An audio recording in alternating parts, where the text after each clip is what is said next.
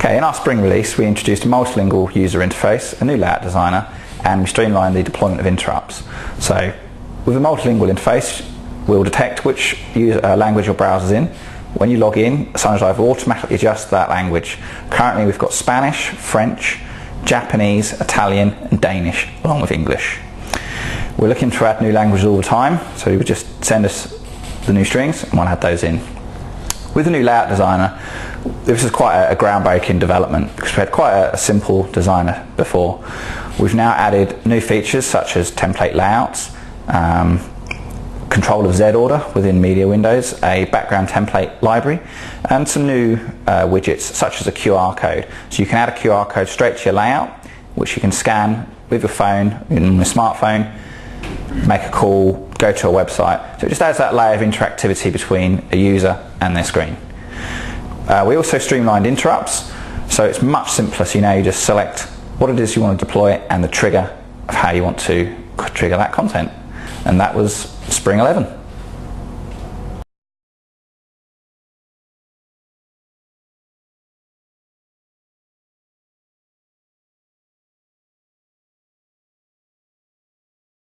Okay, so in our forthcoming Summer 11 release we introduced nested playlists, localized playlists and conditional assets.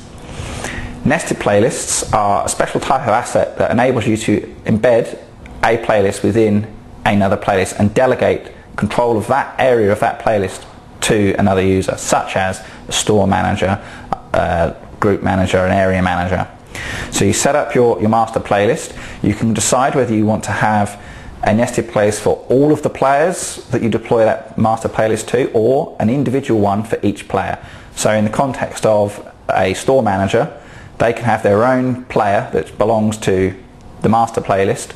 Signagelive will automatically figure out which playlist has got to be deployed to which players, so they've got control of their own slots of their content. A nested playlist is a similar concept, except there's no delegated control, so it's just a playlist within another playlist. The beauty of using a nested playlist is you could use it as a container of content. So you could have a playlist that's made up of entertainment content, and you could select the top 5, or you could randomize that. So you can create quite a compelling execution quite simply, and rather than editing one huge playlist, you can have lots of smaller playlists depending on how you wish to use it.